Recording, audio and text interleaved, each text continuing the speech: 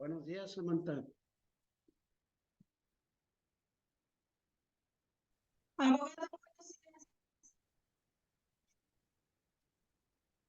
¿Cómo estamos el día de hoy? Nace. Yo espero que hayas dicho que bien. No se te entiende, pero bueno. A ver, ¿qué pasó aquí?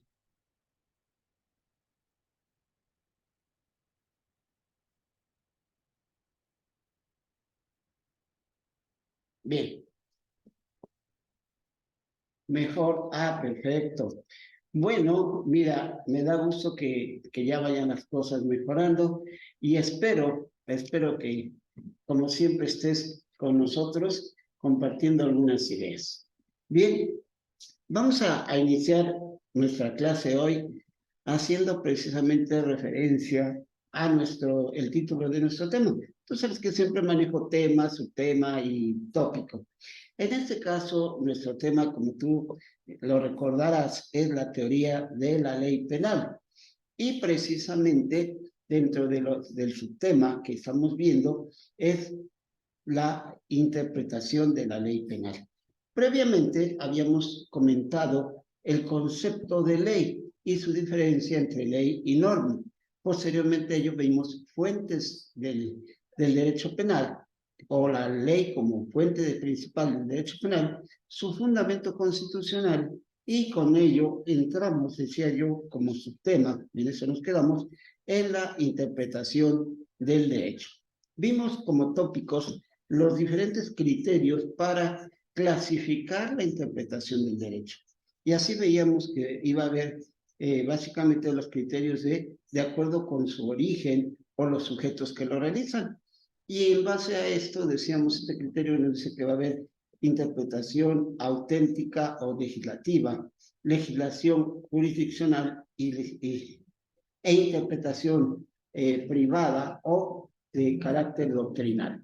Cada una de estas tiene sus características y vemos que en la práctica las que se utilizan con mayor frecuencia son obviamente la legislativa y la jurisdiccional.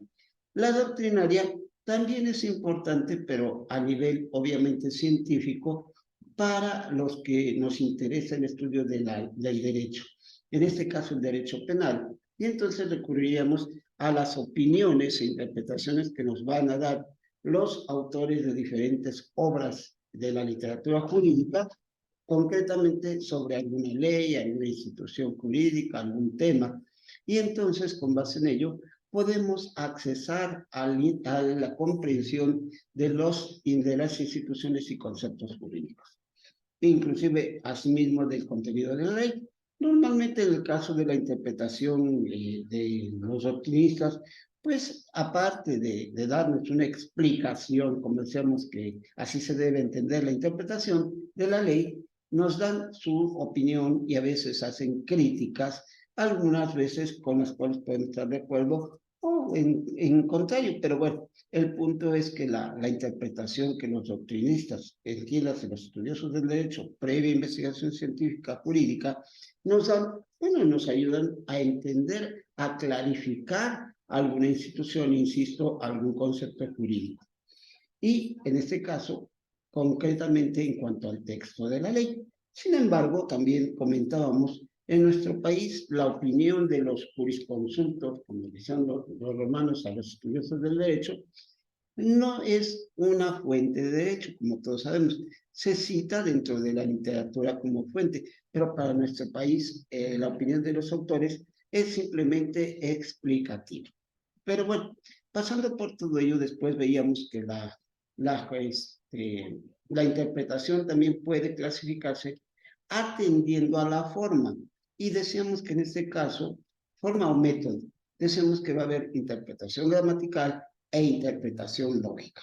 En este contexto, veíamos precisamente que la interpretación gramatical, el texto jurídico de la ley penal en este caso, va a ser en atención al significado o con definición que nos da el lenguaje gramaticalmente.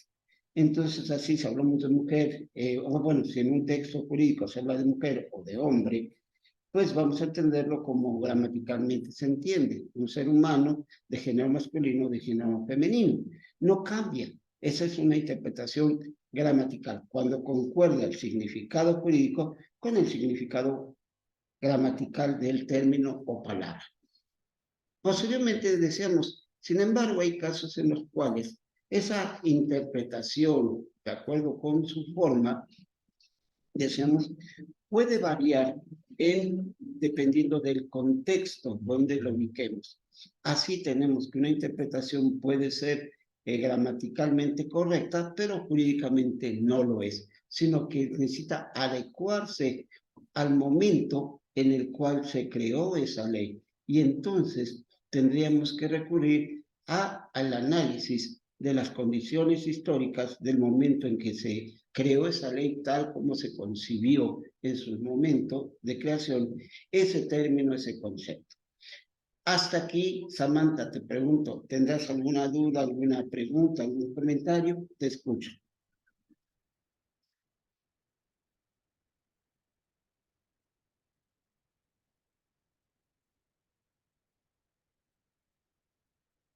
Le escribí a mi abogado, pero no hay ninguna duda. Bien, entonces continuando con nuestra clasificación, Samantha, ahora nos toca precisamente hacer referencia a la interpretación de la ley penal, atendiendo precisamente a su alcance o extensión. De acuerdo con esto, este criterio, nuestra ley nuestra ley tiene 4 formas de interpretación, repito, atendiendo a su fin. Primero, puede ser restrictiva, extensiva o progresiva, ¿correcto? Y entonces aquí vamos a ver que cuando se habla de una interpretación restrictiva, como el término lo indica, el significado del texto legal o del término de la institución debe de acotarse, esto es, debe reducirse al significado gramatical que tenga. Sí, en un momento dado, ¿por qué? Porque aquí se busca concretar el significado de la ley en una forma más exacta y no tan amplia como pudiera ser su significado a nivel gramatical. Por ejemplo, te cito un caso. En un momento dado, sabemos que dentro del contexto cultural se habla de moralidad. La moralidad, en un momento dado, la moral, ¿sí? Porque se maneja como principio.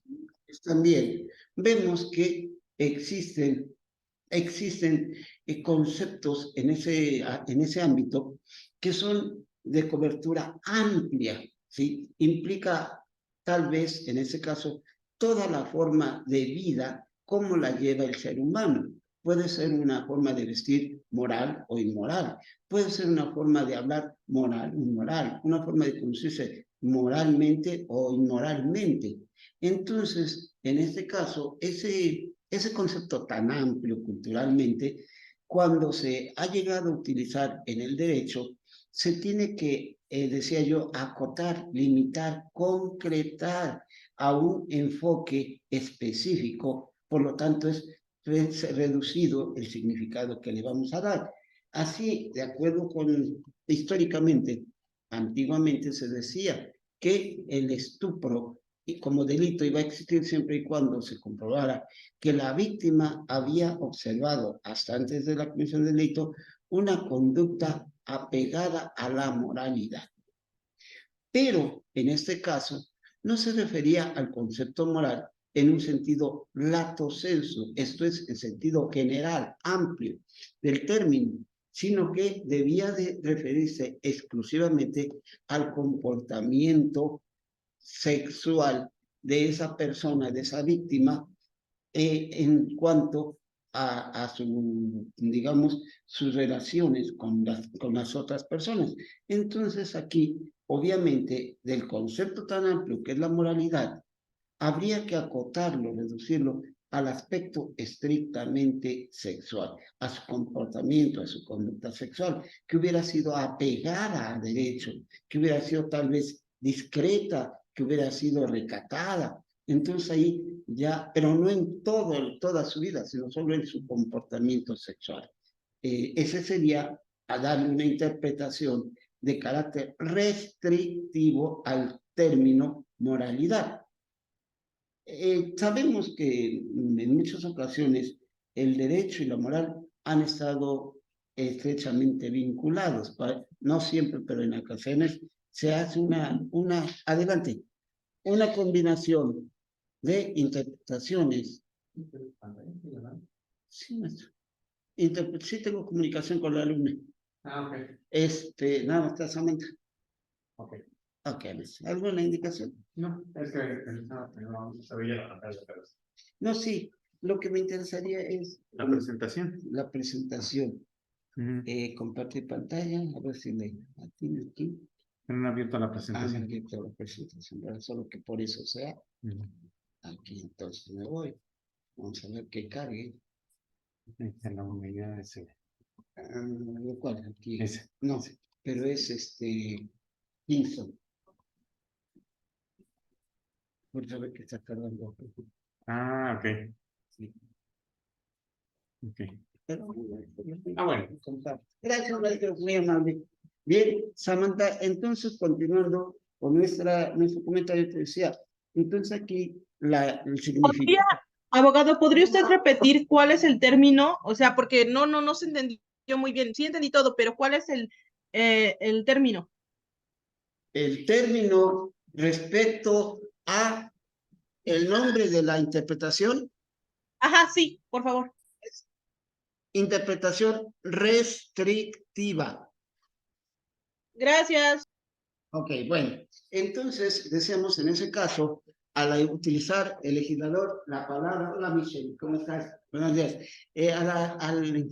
Al utilizar el legislador, en el caso del tipo penal de estupro, el término, hoy ya no lo hace, pero en su momento, hace mucho tiempo lo hacía, decía siempre y cuando se demuestre que la víctima, mujer, haya observado una conducta moral. En ese caso, no era la moralidad en una forma culturalmente general, sino la moralidad en cuanto a su conducta sexual, que hubiera sido recatada, reservada, en fin, aspectos que no iban a tener nada que ver con su conducta de otro tipo. Y entonces, aquí tendríamos que hacer mención de que en ese caso la palabra moralidad o moral, vida moral, apegada a los principios, tenía que ser solo enfocada a su comportamiento sexual. ¿Está claro, Samantha? Bueno, entonces, porque si nos ubicamos con el concepto general de moral, pues implica cualquier tipo de conducta del ser humano, ¿no? Entonces, pero aquí no, aquí para efectos jurídicos solo era en relación con su vida y comportamiento sexual de la víctima de estupro. Ahora bien, por otra parte, tenemos la siguiente interpretación, de acuerdo con su finalidad, que es la interpretación extensiva. No, dice Michelle, no me grite. Extensiva, lo cual implica precisamente la ampliación del significado de una palabra. ¿Con relación a qué? A su significado gramatical. Aquí, por ejemplo, te cito un término que es muy común en materia, por ejemplo, civil, inclusive en materia penal para los delitos de abandono de persona, concretamente, se nos refiere que comete el delito de abandono de persona el sujeto que estando obligado a proporcionar alimentos a sus descendientes o a alguna persona que dependa de él, no lo hace. En ese caso encontramos que ese tipo penal emplea un término, dentro de ese tipo penal, un término metajurídico penal. O sea, no está definido el término alimentos por el derecho penal, pero sí por una rama de derecho civil o familiar. Y en ese caso, dice, se entenderá por alimentos de acuerdo con lo que disponga la ley civil familiar. Y en ese caso, la ley civil, el Código Civil, en otras palabras, nos dice que alimentos, no nos da una definición general, pero sí nos dice los elementos que integran a los alimentos. Y nos dice, comprende comida, vestido, educación, atención médica, zonas de esparcimiento, ¿verdad? Y como podemos ver, si comparamos ese contenido con lo que comprende el término alimentos gramaticalmente en un diccionario, diríamos que gramaticalmente la palabra alimentos solo se refiere a comida, ¿correcto? Si nosotros vamos por el sentido gramatical del término alimentos, insisto, de acuerdo con el significado que nos da el diccionario de la Real Academia de la Lengua Española, nos va a decir toda sustancia que nutre a un organismo. Sin embargo, este concepto sería sinónimo así de comida, repito.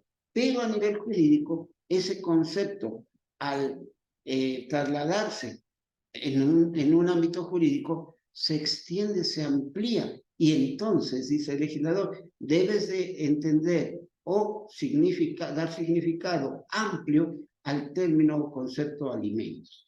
Porque no nada más comprende darle de comer al sujeto acreedor de los alimentos, sino también darles vestido, repito, habitación, educación, atención médica y zonas de esparcimiento. Entonces, ¿qué pasó con el concepto gramatical? Que al pasar al ámbito jurídico se extendió, se amplió. ¿Está claro, Michelle? Creo que sí, ¿verdad? Pero si no, me dices y te lo vuelvo a explicar.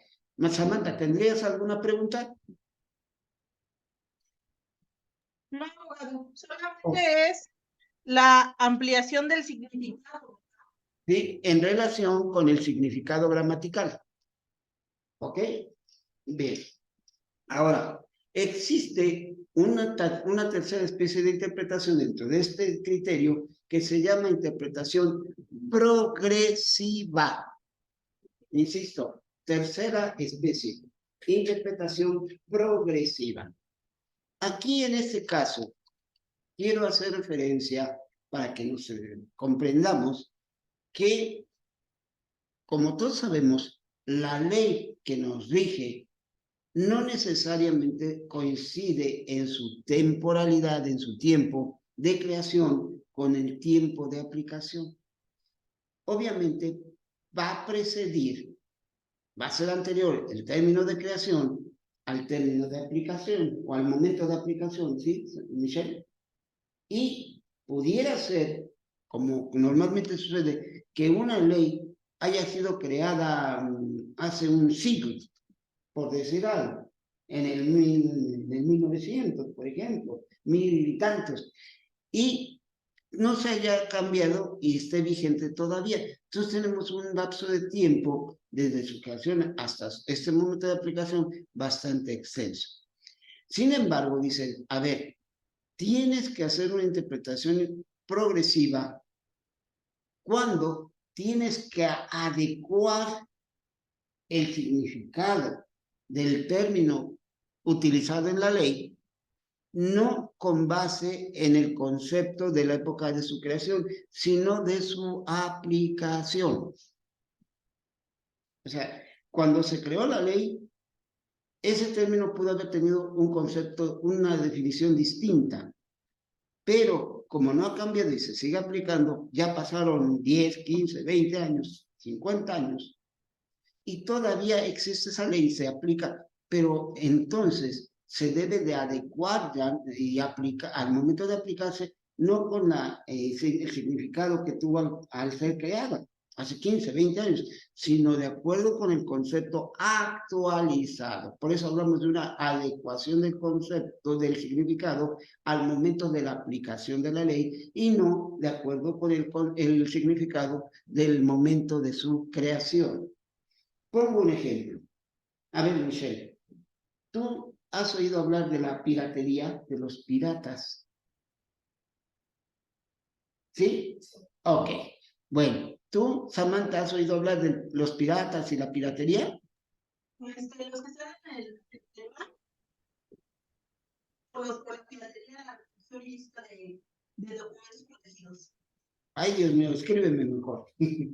Bueno, en este caso, vemos que actualmente se habla en los delitos cibernéticos de la piratería. Pero ese término, precisamente, también existió desde el siglo XVIII, sí, con los asaltantes de las embarcaciones en el mar para robar mercancía. Entonces ahí había también el concepto de delito de piratería, ¿sí? Y había los delincuentes llamados piratas, ¿correcto? Sin embargo, hoy en el Código Penal, cuando se habla en delitos cibernéticos de piratería, pues tenemos que hacer una adecuación del concepto de pirata y piratería, pero atento al estado actual, al momento actual, ¿qué se entiende por pirata? Y si tú lo comparas, pues hay una gran diferencia. Anteriormente, como te dije, el siglo antepasado, el pirata era aquella persona que asaltaba barcos en alta mar. Y según la literatura infantil, por ejemplo, nos lo representan con un estereotipo muy especial. A ver, Michelle, ¿cómo nos imaginamos a un pirata del siglo antepasado? A los asaltantes de embarcaciones en alta mar. ¿Cómo te lo han pintado? Habla fuerte para ti. Con sombrero. Sombrero, ¿qué más? Bueno, yo siempre he definido por su perico que tienen en el hombro. Su perico en el hombro, correcto. Bien, Samantha, ¿qué más le agregarías a esa imagen tradicional del pirata del siglo antepasado? Su garfio, con su saquito de maleantes. ¿Me escucha? No. Bueno, sí te escucho, no te entiendo. No es clara la... Digo, Michelle, que con sombrero y perico en el hombro. ¿Qué más agregarías a esa imagen para describir al pirata del siglo antepasado? Bueno, decían con pata de palo, porque le habían mutilado.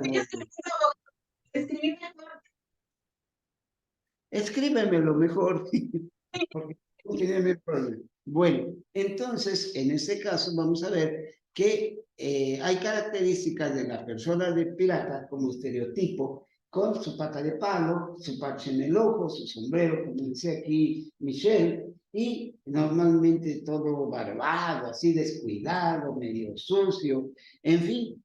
Sin embargo, ese concepto que fue adecuado al siglo antepasado, para ese tipo de delincuentes, hoy, si hablamos de un pirata, pues no nos lo vamos a imaginar igual. El concepto de pirata es otro. Inclusive puede ser una persona, todo lo contrario de esa imagen, ¿no? Una persona muy bien vestida, muy bien bañada, afeitada, con un look muy elegante tal vez, pero que conoce perfectamente la cibernética y que a través del ciberespacio, va a robar, va a apoderarse de información, por ejemplo, indebidamente. Entonces, nada tendría que ver la imagen del pirata del siglo antepasado con el pirata del siglo actual. Entonces, ahí tenemos que, en ese momento, si hablamos de un pirata, pues habría que describirlo, como te acabo de decir, de acuerdo con las circunstancias actuales, no con la imagen anterior. Ahora, por otra parte, ¿cuál era la conducta delictiva del pirata del siglo antepasado? El robo de mercancía en alta mar. Hoy ya no roban mercancía, hoy roban información. ¿Ok? Entonces, en ese caso, vemos que en materia jurídica, cuando encontremos el término de piratería, se tiene que dar un significado a esos conceptos, pero adecuados al momento actual en que se va a aplicar. Esa es la interpretación progresiva. ¿Está claro, Samantha? ¿Está claro, Michelle? Sí. Perfecto. Y bien, entonces ahí tenemos nuestros diferentes grupos de clasificación. Resumiendo, clasificación de acuerdo con su origen, los sujetos que la realizan, clasificación de la interpretación según la forma de realizar la interpretación y la interpretación de acuerdo con el fin u objetivo del intérprete. Hasta aquí puedo decir que se entendió la explicación, Michelle, ¿sí? Samantha, espero que tu respuesta por escrito, Sí, maestro. debidamente sellado y lacrado para que no se la roben los piratas. Bueno, ya me dijiste que sí, te entendí perfectamente. Vamos a ver, entonces, ahí tenemos precisamente esa situación de cómo interpretar la ley. Como abogados nosotros debemos de estar muy bien conscientes y preparados que la interpretación de la ley es una forma adecuada para dar paso al siguiente, digamos, acto dentro de la administración o procuración de justicia, que es la aplicación. Entonces, ¿a qué voy con esto? A que si una autoridad o un particular, nosotros como abogados, como profesionistas, si no sabemos leer, no podríamos hacer una adecuada interpretación, darle un significado adecuado, porque ni siquiera sabemos leer. Y imagínate ahora, si arrastramos esos dos problemas, falta de una lectura adecuada, con una interpretación, por lo tanto, errónea, ¿cómo será el siguiente paso, que es la aplicación de esa norma? Pues totalmente injusta, ¿correcto? ¿Por qué? Porque no supimos leer, después explicar y por último aplicar adecuadamente la ley. Entonces, por eso es que nosotros, insisto, como profesionistas del derecho, debemos ser buenos, excelentes lectores, magníficos intérpretes y mejores aplicadores de la ley. No, la ley no nada más la aplica la autoridad, la ley la aplicamos todos los ciudadanos, porque al fin y al cabo, cuando tenemos un problema, tenemos que fundamentar nuestras pretensiones si somos actores o nuestras defensas y excepciones si somos demandados. Por ejemplo, en el caso del derecho penal, el actor, el equivalente al actor sería el denunciante querellante, y en el caso del demandado, su equivalente sería en materia penal el imputado, presunto responsable. Entonces, ya sea en ese caso, en esa posición de actor o en la posición de demandado, también tenemos que fundamentar y como abogados a interpretar esa ley para que el órgano jurisdiccional, sea procurador de justicia o administrador de justicia penal, acepte nuestra significación de la ley tal como favorece a nuestro cliente, de acuerdo con nuestro punto de vista, de acuerdo con nuestras pruebas, ¿ok? Y él como autoridad también deberá hacer lo que dijimos hace un rato, una interpretación jurisdiccional. Él con el criterio de autoridad y atendiendo también, por ejemplo, a un elemento de la ley como forma de la norma, atendiendo a la exposición de motivos que el legislador le dé al crear la ley, podrá hacer su propia o deberá hacer su propia interpretación de ese artículo, de esa ley, para poderla aplicar. Obviamente, es normalmente válido que no concuerden la interpretación. ¿De su curso, de casualidad? No. Mándeme. No, me equivoqué. Escríbemelo, por favor. No te entiendo.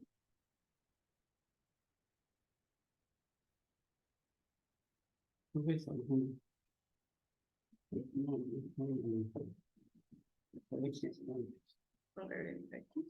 ¿Dónde? X. Ahí. No, en la X. Aquí. ¿Esa? Ujú.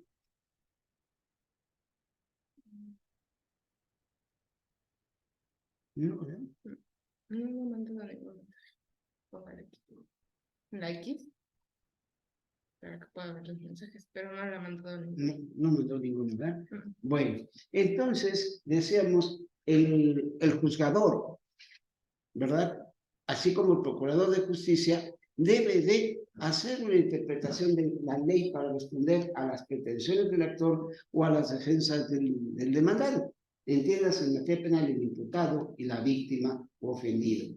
Y en un momento dado, repito, no siempre van a coincidir. A veces es una interpretación totalmente diversa a las partes, ¿sí? Y puede ser que yo la interprete con un significado extensivo y me diga el juez, no, es que debe ser restrictivo. O bien lo interprete con una forma de carácter gramatical y me diga, no, esa es gramatical, se tiene que aplicar una interpretación lógica, ¿sí? Porque la gramatical no es la adecuada. Y en un momento dado, bueno, tú das tu criterio del significado de manera privada como particular, pero aquí hay disposición expresa que nos da el significado de ese término, de esa ley, en la misma ley, ¿correcto? Entonces, el legislador, perdón, el juez, como órgano jurisdiccional, tiene que ser un gran analizador de las interpretaciones que cada una de las partes le va a dar y que por supuesto cada uno va a interpretar la ley de acuerdo a los intereses que representa, ¿ok?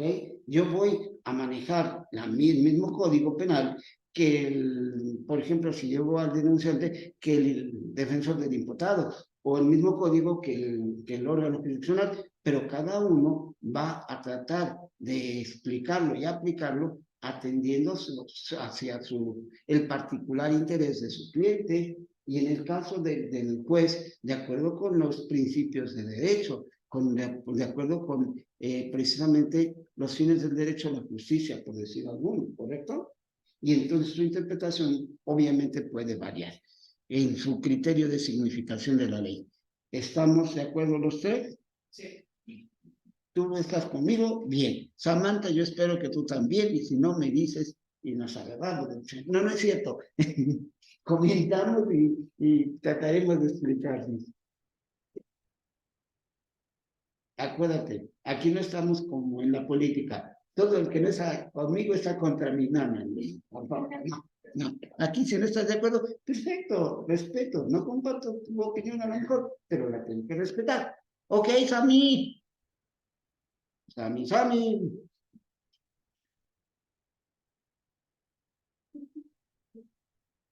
Para empezar, es Samantha, y yo le puse Sammy. Sammy, por eso no me contesta también. Bien, Samantha. Oye, ¿no hay problema que te diga Sammy? Lo que pasa es que sí le estoy escribiendo, pero no sé por qué no me aparecen los mensajes. Ok, bueno, espero que no le moleste. Bueno, Samantha, soy muy fuerte Samantha. Yo prefiero Sam. Pero bueno, si te molesta, lo evito y ya. Ok, bueno, está bien. Estamos de acuerdo, punto. Me van a correr la dirección, me va a decir, Florentino, te puedo trabajar, deja echar la clase. Bien, pero pensé que si no sería muy aburrido. O sea, me oí medio varín. Ay, ay, ay. Bueno. Pero dentro de lo normal. Ok, de acuerdo. Vamos a ver, entonces, ya que hemos quedado en la misma sintonía con lo que es la interpretación, sus elementos y su aplicación, vamos a ver ahora precisamente que la teoría de la ley penal sufre, fíjense bien, no sufre, sino que tiene, perdón, dos fenómenos jurídicos en su creación. La ley penal puede ser sujeto, o más bien objeto, no sujeto, perdón, corrijo, objeto de dos fenómenos legislativos. La codificación y la decodificación. La teoría de la ley penal nos dice que en ocasiones el creador de la ley penal reúne en un solo compendio todas las normas que regulan una determinada especie de actos, instituciones y principios.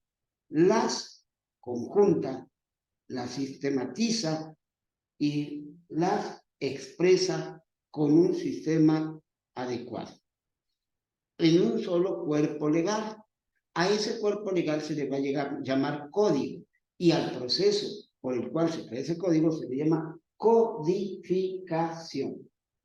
¿Ok? Cuando el legislador en un solo cuerpo legal reúne y organiza normas, instituciones y principios jurídicos de una área o materia determinada. ¿Sí? Compendia, junta, pero organizadamente. ¿Verdad? Pero también, en ocasiones, por cambios sociales, jurídicos, políticos, qué sé yo, se ve la necesidad de realizar una actividad legislativa contraria a la anterior. Entonces, lejos de compendiar, de reunir en un solo cuerpo legal todas las normas de una sola área, sistemáticamente, ¿verdad?, las empieza a separar. Y con la parte que va separando, va creando leyes distintas. Y entonces, al disgregar, al dividir ese código o esa ley única de una área y crear con ellas diferentes leyes, se llama decodificación. Insisto, el segundo fenómeno dentro de la ley es la decodificación, cuando el legislador considera que no es adecuado tener todas las normas de una sola rama o disciplina del derecho en un cuerpo legal, y que es necesario que se fragmenten, que se separen, y con cada fragmento crear una ley que llaman leyes complementarias o leyes especiales. En materia penal, en un principio se dio la codificación, o sea, se reunieron todas las normas jurídicas que hablaban de delitos en un solo cuerpo legal llamado códigos penales, ¿correcto? Y así funcionó por mucho tiempo. Sin embargo, posteriormente, con los cambios sociales, tecnológicos, científicos, políticos, se fueron incrementando los tipos penales, y llegó un momento en que era el Código Penal era una cantidad enorme de tipos penales, y se estaban llegando a una saturación, por decirlo de alguna manera.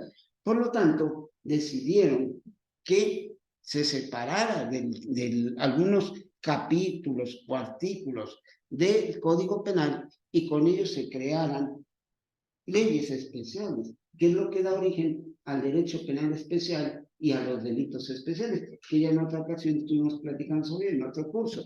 Dijimos, el derecho penal, si no me dejaron mentir, les dije, el derecho penal especial surge como producto de un fenómeno legislativo de decodificación. E insisto, en este caso, la decodificación de la ley penal consiste en eso, en la separación, en la disgregación del contenido de una ley penal general en leyes complementarias especiales. Siguen siendo penales, pero no se ubican en una sola ley, sino en varias leyes.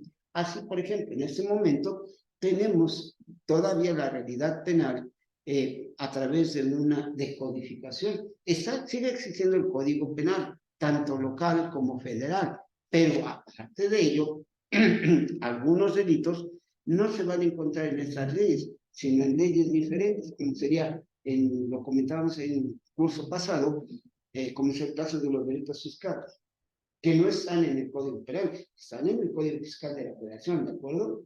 Los delitos laborales, que no se encuentran en el Código Penal, sino en la Ley Federal del Trabajo.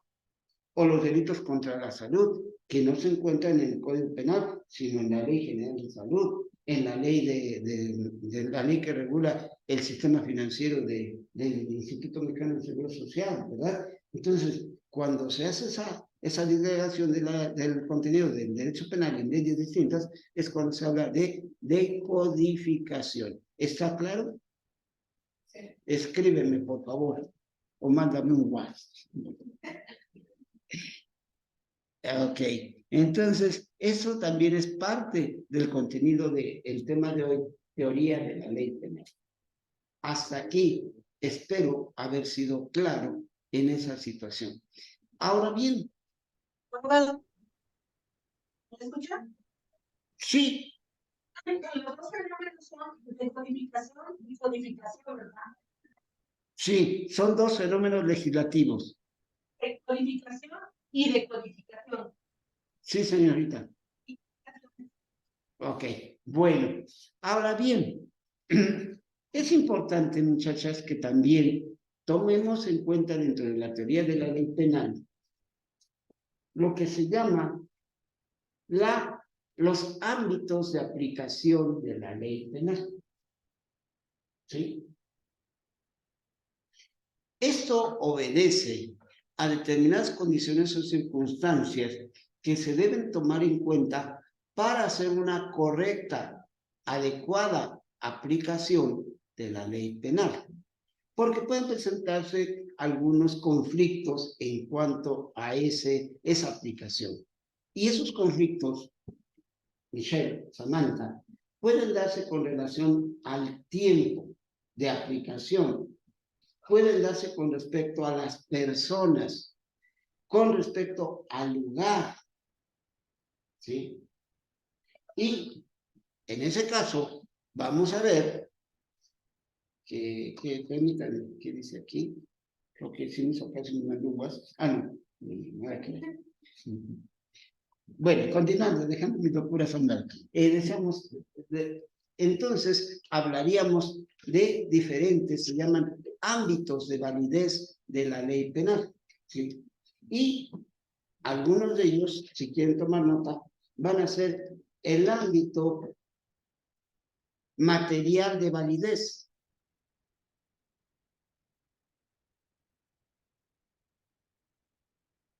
Otro, el ámbito personal de validez.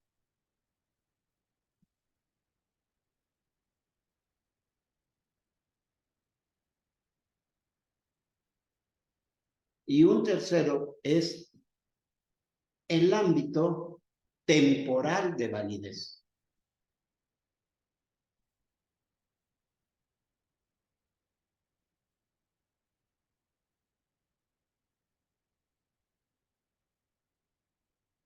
Bien.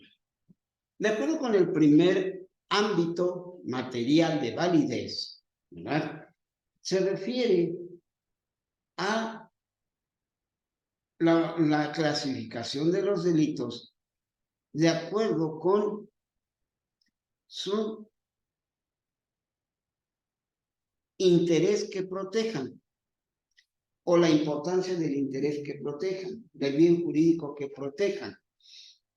Hay delitos que protegen o van a proteger bienes de tal importancia amplia para todos los elementos de la población, o sea, a nivel nacional. Y entonces se dice, hay leyes penales de ámbito nacional de validez, o sea, aplicables a cualquier parte, en nuestro caso, de nuestra república. Y se le conoce como delitos y leyes, ley federal o código federal penal, cuyos tipos penales y efectos de esos tipos penales de la comisión de los delitos que trata va a ser aplicable en cualquier parte del territorio nacional. ¿Sí? Sin embargo, también existe la posibilidad de que algunas conductas se encuentren tipificadas en leyes que solo son aplicables al o dentro del territorio, los límites del territorio de cada entidad federativa. Y entonces va a existir solo, bueno, aparte del Código Penal Federal, los códigos penales estatales. Y los delitos serán o de fuero federal, si están en el Código Penal Federal, o delitos estatales, que solo están en el Código Penal de cada estado. Hoy día tenemos esa situación de división entre delitos federales y delitos estatales, o mejor conocidos como delitos de fuero federal y delitos de fuero estatal, o común, de fuero común también así se le llama. Y en ese caso, la ley penal estatal va a ser aplicada solo a las conductas que se deriven de los tipos penales establecidos en ese Código Penal de cada estado. Código Penal de Tlaxcala, Código Penal de Puebla, Código Penal de Oaxaca, de Sinaloa, Sonora, Tamaulipas, etcétera, Veracruz, ¿correcto? Y aparte de ellos, va a existir el Código Penal Federal, cuyos tipos penales son la base de conductas delictivas, pero que puede aplicarse en cualquier territorio de la República. ¿Ok? Ahora, el problema, el conflicto, en ese caso, es para nosotros como abogados, bueno, ¿qué pasaría? ¿Qué va a pasar si una conducta delictiva, lo mismo se encuentra tipificada en un código penal estatal que en un código penal federal? ¿Cuál código debemos aplicar? Porque a veces existen diferencias en cuanto a la forma de descripción del tipo del delito, en cuanto a las consecuencias jurídicas, no son idénticas esas situaciones. Si hablamos de un código penal federal que de un código penal estatal, puede variar. Y en un momento dado, un homicidio que está contemplado, está tipificado en el Código Penal de cada estado, pero también en el Código Penal Federal, bueno, ¿cuál código vamos a aplicar? ¿Tú qué dirías, Michelle? Pues depende del interés que le convenga a mi cliente, ¿no? Si le favorece más el penal federal, pues me voy para el penal federal y exijo que se aplique el penal federal. Pero si es más beneficiario o beneficioso, diríamos, el Código Penal del Estado, pero el Código Penal del Estado. Pero no podemos estar haciendo una incertidumbre de será melón, será sandía, o será la vieja del otro día, que dice el comentario del chiste, sino que debemos de tener un criterio para saber cómo decidir esa situación, ese conflicto.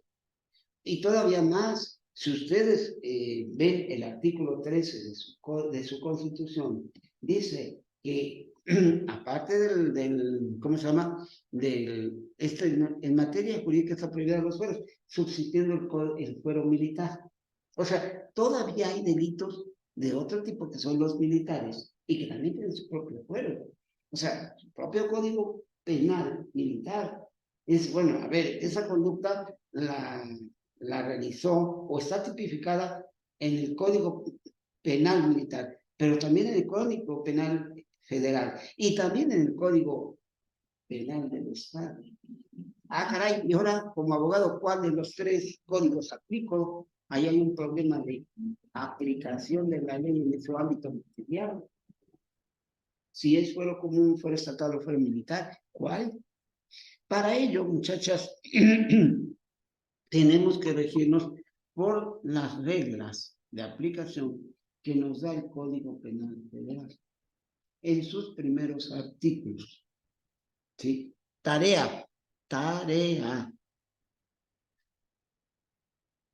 Investigar en el Código Penal Federal del artículo 2 al artículo 8 la forma de resolver los conflictos de aplicación de la ley a nivel material.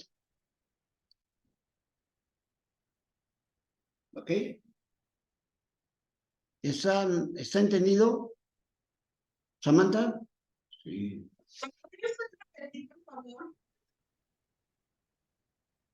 ¿Lo podrías repetir, abogado? ¿Y si le podemos pegar? Sí, mira, que busques en el Código Penal Federal del artículo 2 al artículo 8. ¿Cómo se resuelve el conflicto de aplicación de la ley penal cuando una misma conducta está tipificada en un código penal estatal, un código penal federal o en un código penal militar? ¿Cuál debemos aplicar? Ese es el punto que van a resolver ustedes.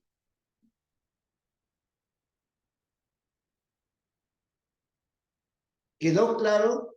Sí, abogado. Pero no me grites tanto. Hieres mi susceptibilidad y me asustas. Bien, bueno, ahora bien, el otro ámbito, que es el ámbito personal de validez, ahí el problema puede presentarse en el sentido de que a qué personas se les puede aplicar la ley penal. Y seguramente Michelle ya está pensando, junto contigo, Samantha, que, bueno, maestro, esa pregunta ni debiera de hacerla. ¿Por qué? Porque la norma penal, la ley penal, por ser norma jurídica, tiene la característica de ser general, ¿sí? Y entonces, pues, ¿para qué me pregunta quién? Se supone que a todos los que hayan cometido un delito hay que aplicar la ley penal, ¿cierto, Michelle? Ese sería el principio de generalidad, una que tiene toda norma jurídica. Es general, no se crea para ti, para mí, para Michelle, digo, para Samantha, para la señorita Carmelita, para el maestro Pozos. No, se crea una ley penal para todos los habitantes de toda la sociedad mexicana en este caso, ¿correcto? Sea uno de Tlaxcala, de Querétaro, donde sea. Sí, la ley penal es general, por ser norma jurídica, ¿de acuerdo? Que es una característica de, como nos enseñaron desde la introducción al estudio del derecho, una característica de la norma jurídica. Bueno, entonces, ahora, sin embargo, fíjense bien lo que les voy a decir. Pese a que existe esa característica como principio de la aplicación de la norma jurídica, que es general, y en este caso la penal comparte ese principio, hay casos en los cuales la ley penal no se va a aplicar a determinadas personas.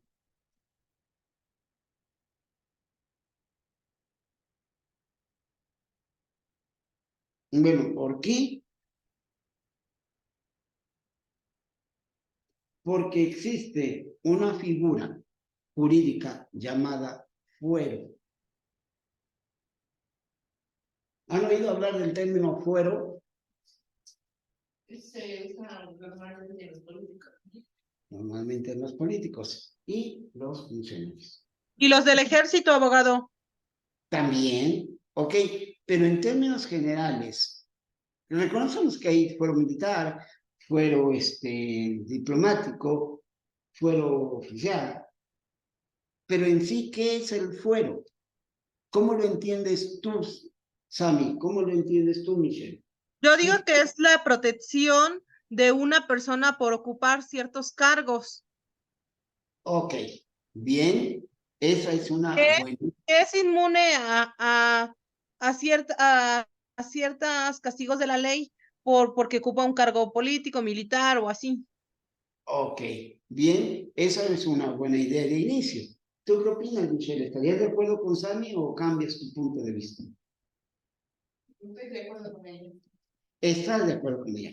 Pues sí, yo en un principio estaría también de acuerdo con ustedes, pero, y ahí viene mi participación, pero el punto es, bueno, a ver, entonces, si un militar, si un funcionario priva y un particular priva de la vida a una persona, ¿no sería homicidio en los tres casos? Sí. Entonces, ¿por qué si es militar se le va a aplicar, no se le va a aplicar el Código Penal federal o estatal, sino su Código Penal militar? Abogado, Si porque es, ¿me escucha? sí, adelante. Porque según a veces, bueno, en ejemplo, los militares cuando van a, por ejemplo, a los pueblos, por ejemplo, Chiapas, y matan a muchas personas, muchas veces se escudan de que estaban cumpliendo con órdenes de sus superiores. Obviamente hay mucha corrupción y hay muchas cosas detrás de ello, pero realmente a veces se escudan en eso. No sé si esté correcto. Bien, ok, sí, es verdad lo que tú dices en una observación lógica. Sin embargo, habría que tomar en cuenta, la pregunta es, ¿por qué a esas personas no se les aplicaría el Código Penal federal o estatal? ¿Y por qué a los demás sí? ¿Qué tienen de especial? Bueno, en un momento dado, quiero comentarles primero, el fuero efectivamente es un medio legal de protección, pero no en función de la persona. O sea, no porque sea, por decir alguien, un funcionario actual, porque sea Eduardo Rivera, el presidente municipal, porque sea Eduardo Rivera, o no porque sea uno de los senadores. Un senador, ¿te acuerdas de un senador? De un diputado aquí del local. Bueno, o sea, el fuero sí es un medio de protección legal contra la aplicación y ejercicio de la acción penal, pero no en función de la persona como individuo, sino en atención a la protección del cargo y funcionamiento de la actividad que desempeña oficialmente. O sea, en la protección no es para que seas inmune tú a la aplicación de la ley, sino para que no se afecte la actividad del cargo que estás ocupando, ¿sí? No porque tú seas florentino, por ser florentino te vamos a proteger, porque eres mi cuate. No, porque vamos a proteger, al protegerte a ti, de alguna manera, estamos realmente protegiendo la función que no se vea afectada, la función que desempeñas como militar, como diplomático o como gobernante. ¿Sí, Samantha? ¿Está claro? Sí, abogado. Y entonces, de acuerdo con esto, por ejemplo, podemos traer el caso de los artículos 110 y 111 de nuestra Constitución que establece el fuero para determinados funcionarios, ¿sí? A fin de evitar que se les aplique o se les someta a un proceso cuando estén en ejercicio de sus funciones. Pero, insisto, no es total, definitivo, sino provisional, temporal, mientras están en el cargo. Por eso, en algunas ocasiones, cuando es una situación de gran relevancia nacional, se aplica el procedimiento de desafuero. O sea, ahí quien decide es, por ejemplo, en el caso de los legisladores, el Congreso estatal o federal, según corresponda al funcionario, o sea, un legislador federal o estatal, senador o diputado, local o federal, el determinar a nivel de Congreso como colegio si es conveniente para el país, no para la persona, para el país, retirarle esa protección y dejar que procedan las autoridades competentes y correspondientes en su contra, o no. ¿Sí? Entonces, no es una protección absoluta, ¿me explico? Sino que en un momento dado es en atención a las condiciones del cargo que está ocupando. ¿Qué tan conveniente es para el país? ¿Qué tan conveniente es para la sociedad que ese individuo sea procesado o sea ejercitado en su contra alguna acción penal? O si es perjudicial, bueno, espérate, no decimos que no puede proceder con él, pero no mientras esté en el cargo. ¿Sí?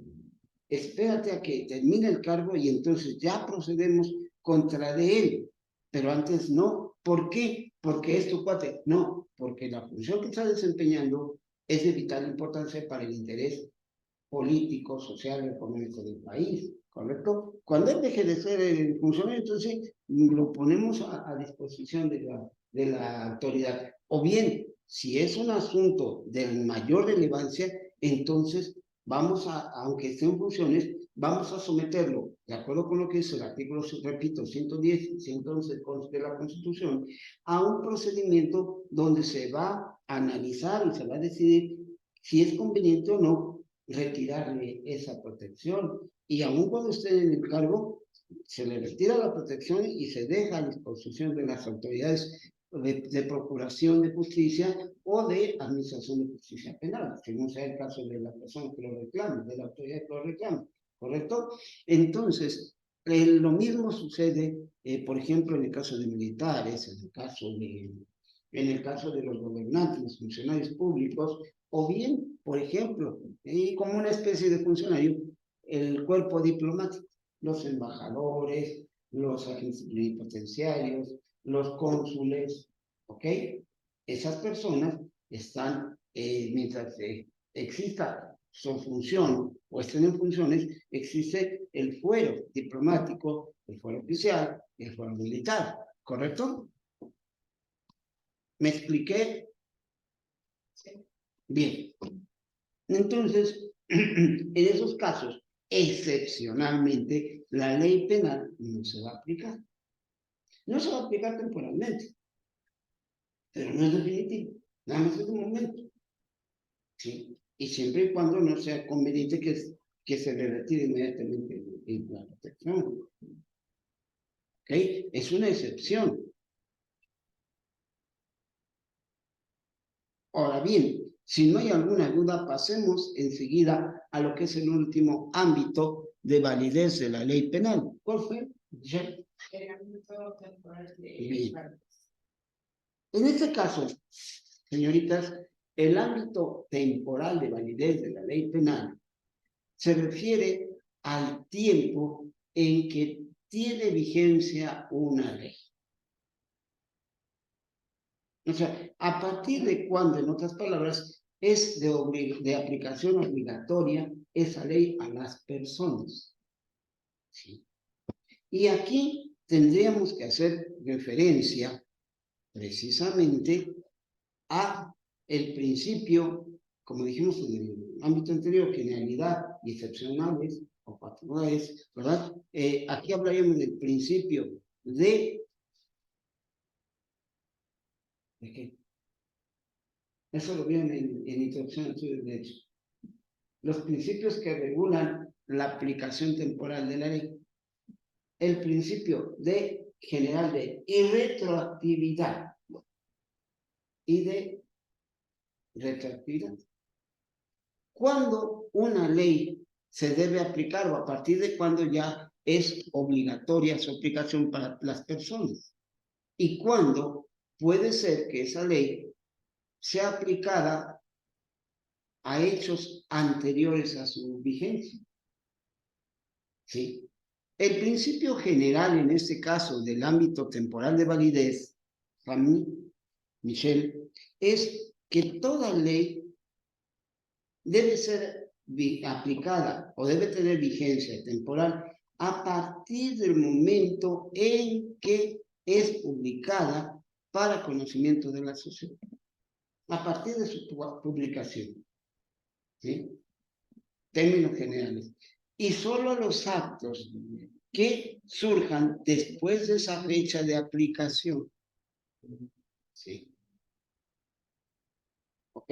Una ley no puede ser aplicada a un hecho anterior a su publicación, sino a partir de su publicación puede ser aplicada. ¿Sí? Pero existe como excepción el principio de retroactividad. El anterior es irretroactividad. La excepción es la retroactividad. ¿Qué quiere decir retroactividad? Que la ley penal, en este caso, pueda ser aplicada a actos anteriores a la publicación de la vigencia de esta ley o iniciación de vigencia de esta ley. ¿Sí? Y aquí tendremos que hacer referencia nuevamente a nuestra Constitución, la cual dice que a ninguna ley se le dará aplicación retroactiva en perjuicio de persona alguna.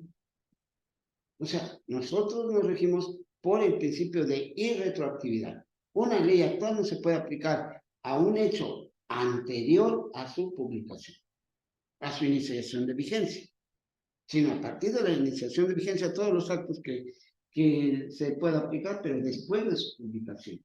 ¿Ok? Y los anteriores no, pero con una condición. Dicen, esa es la regla general. La excepción es que cuando una ley que no existía antes al realizarse un acto jurídico, se le pueda aplicar la nueva ley cuando sea en su beneficio. ¿Sí? Porque la retroactividad de la ley es en perjuicio de persona alguna, pero cuando esa aplicación retroactiva vaya a favorecer a esa persona, entonces eso le puede aplicar. En términos de materia penal, diríamos, si una ley nueva aumenta la sanción de un delito que se cometió antes de la vigencia, se aplica el principio de retroactividad, porque estarías perjudicando al procesor, al denunciado, al sentenciado. Pero si la nueva ley disminuye la sanción o la medida de seguridad, que también puede ser, entonces sí se le puede aplicar a la persona, porque es en su beneficio. Ante la ley anterior me imponía para el delito que cometí 10 años. Y después se reforma la ley penal, esa misma ley penal, y dice, a partir de hoy el delito se va a sancionar con 8 años. Dicen, ¿cuál se aplica? ¿La del momento en que se cometió el delito o la actual, después de que ya se cometió el delito?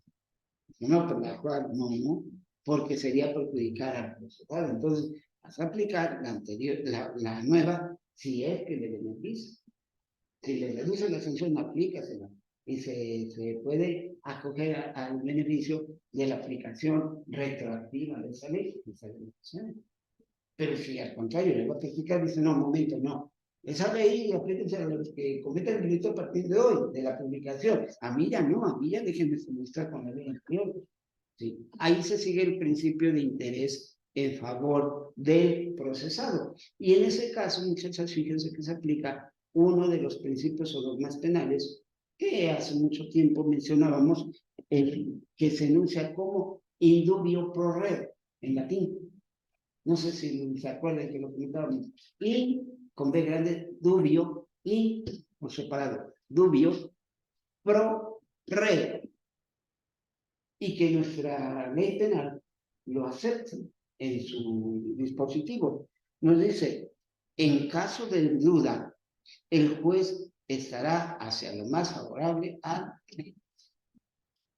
Como les decía, si la nueva ley disminuye las consecuencias jurídicas del delito probado, se puede aplicar a los delincuentes que cometen el delito antes de que surgiera esa ley.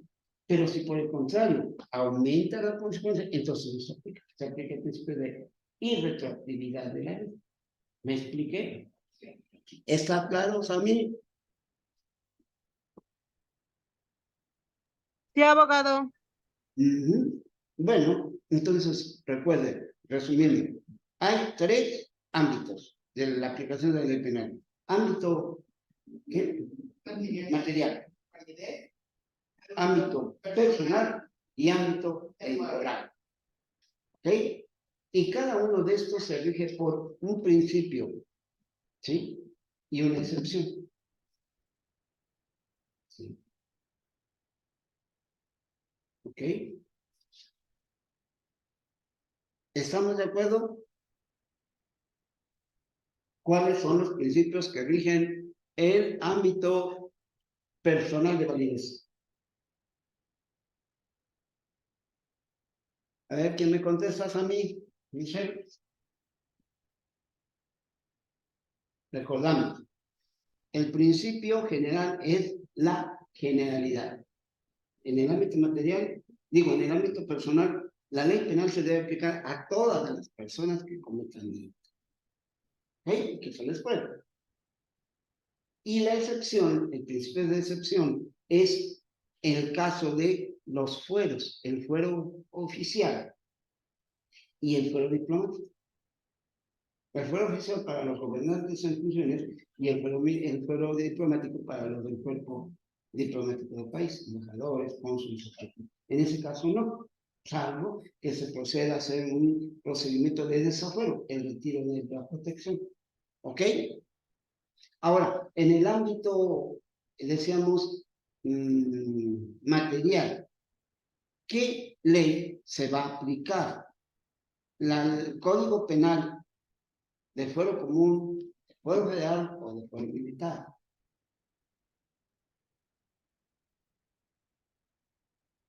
Pues de principio se dice que en términos generales todo delito se debe aplicar primero el Código Penal estatal.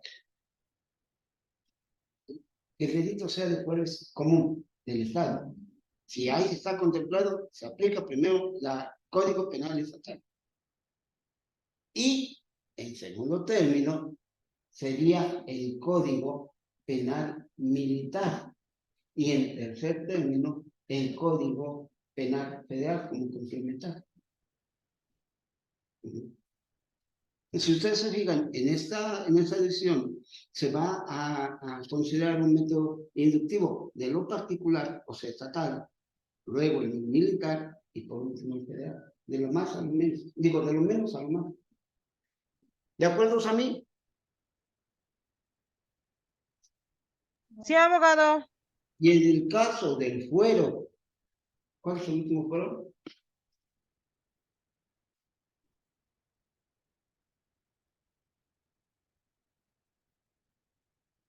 Temporal de validez.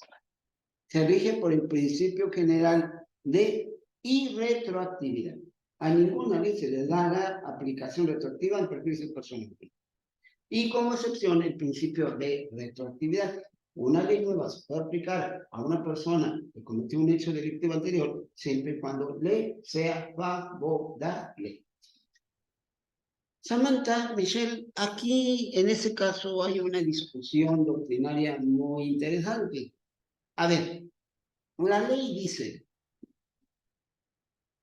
la ley constitucional federal dice, a ninguna ley se le dará efecto retroactivo en perjuicio de persona alguna. ¿Qué pasó? Porque en un problema penal hay dos personas importantes, la víctima y el victimario. Y la ley no dice en perjuicio de qué persona, no es en perjuicio de persona alguna. ¿Me estás oyendo, Sammy? Sí, abogado. También tengo, por ejemplo, una duda. Cuando una persona, por ejemplo, mató y se fue, no sé, 10 años lejos, pero pues obviamente el delito se persigue de oficio. Entonces un día regresan y lo apresan. De ahí empieza a correr su situación, su condena, ¿no, abogado?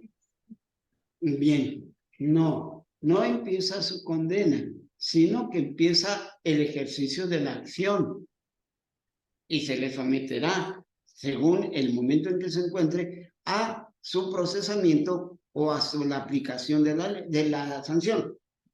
Si ya se había dictado sentencia y se jugó, ¿qué es lo que tú me estás manejando? La evasión.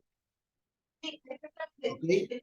Ok, no, esa es otra situación. Aquí se refiere a que una persona, decíamos, en el ámbito personal de validez, en el ámbito temporal de validez, perdón, dice, ¿en qué momento se va a aplicar la ley penal y va a ser obligatoria su aplicación? A los actos anteriores a su iniciación de vigencia o a los actos posteriores a la iniciación de su vigencia. El principio general que nos maneja la Constitución es que una ley solo va a ser obligatoria y aplicable obligatoria su aplicación a los actos que surjan después de su iniciación de vigencia. Esto es cuando ha sido ya publicada o cumplido el término de espera, ¿sí? Cuando es una vigencia posterior. Pero hay casos en los cuales, dice la ley, una ley nueva se puede aplicar a hechos anteriores a su vigencia cuando sea en perjuicio de las personas. Mi pregunta es esta, Sammy. En un proceso penal va a haber principalmente dos personas, dos tipos de sujetos. El activo, o sea, el delincuente, y el pasivo, o sea, la víctima.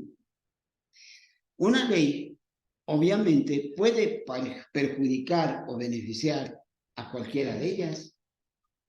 ¿Por qué entonces este ámbito temporal de validez se resuelve solo en atención al victimario y no a la víctima?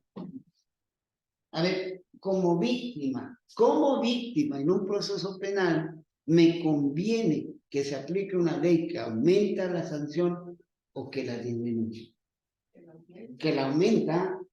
Sí, que la aumenta, abogado. Y en el caso de victimario, ¿cuál ley me favorece? ¿La que disminuye o la que aumenta mi sanción? Pues, Obvio, pues la que- obviamente disminuye porque pues lo que menos quiere es estar mucho tiempo en la cárcel. Totalmente de acuerdo, Sammy. Pero, a ver, ese hecho no le estaría afectando a la víctima. Sí, obviamente sí le estaría afectando a la víctima. ¿Por qué? Porque la víctima, bueno, todas las personas que han sido víctimas, sí quieren que el agresor o el victimario pues tenga un castigo y a veces, aunque por ejemplo el tiempo sea mucho, para la víctima nunca va a ser suficiente respecto al daño que la víctima considera que el victimario causó. Exactamente. La pregunta entonces, cuando la ley dice, ninguna ley se le dará efecto retroactivo en perjuicio de persona alguna, diría a la víctima, óyeme, le estás aplicando retroactivamente una ley que le beneficia al procesado, pero me afecta a mí. Sí, ¿No? obviamente le afecta, pero abogado también, bueno, en la realidad la ley a veces deja mucho que desear, ¿no? A veces la víctima, hay muchos casos donde donde el agresor o el victimario pues sale impune o sale con muy poquito tiempo cuando la víctima tiene daños físicos, psicológicos o en caso de violación hasta han tenido hijos de sus agresores y no les Mm, va a gustar. ujú. Lo que pasa es que aquí habría que entrar a otro tipo de análisis. A ver, la víctima al pedir aumento de sanción contra el delincuente, ¿busca justicia o busca venganza? Porque a veces la víctima pierde el piso y lo vemos en una expresión coloquial muy popular en esos casos, que dice, que lo metan a la cárcel y que se pudra en la cárcel. Oye, eso es un deseo de justicia o un deseo de venganza. Abogado, regresamos a lo de para mí, Dios mío. para mí justicia sería, por ejemplo, que el agresor recibiera lo mismo que le hizo a la víctima. Puede ser, regresamos a la ley del talión, ojo por ojo y diente por diente, y así sería equilibrado. ¿Me escuchan o no? Bien, ahora, en ese caso, habría que manejar un razonamiento con base en la proporcionalidad entre daño causado por el delincuente y el daño que le va a causar la sanción al delincuente. No puede ser mayor el castigo al daño que causó, sino que debe ser proporcional, equilibrado, y normalmente la víctima pierde de vista esa proporcionalidad y ella quiere que lo castiguen, como dicen, con todo el peso de la ley y más si se puede, ¿no? Pero entonces ya no está buscando justicia, propiamente está manifestando un deseo de venganza, que es una reacción instintiva, no razonada. Entonces, la ley debe ser aplicada buscando esa proporcionalidad como criterio entre el daño que causó el delincuente con el castigo que se le va a imponer. Porque si no sería un exceso de castigo y entonces el delincuente no iba a ser el imputado, sino la víctima y la sociedad que lo está sobrevictimizando, sobre sancionando. ¿Ok? Ay, pobrecita víctima, sufrió mucho. Ay, le dolió bastante, sí, ¿tú quieres que lo maten? A ver, tu sufrimiento es comparable con la privación de la vida de la otra persona. Y a veces eso es lo que se trata de controlar. Por eso está prohibido. Eso no quiere decir que no se existan los linchamientos, porque es una reacción desmedida contra una acción delictiva. Pero al ser desmedida, ya no es justa, sino que debe ser proporcional. Y muchas veces, no me dejarán mentir, me investiguen los casos de ejemplos de linchamientos, ¿verdad?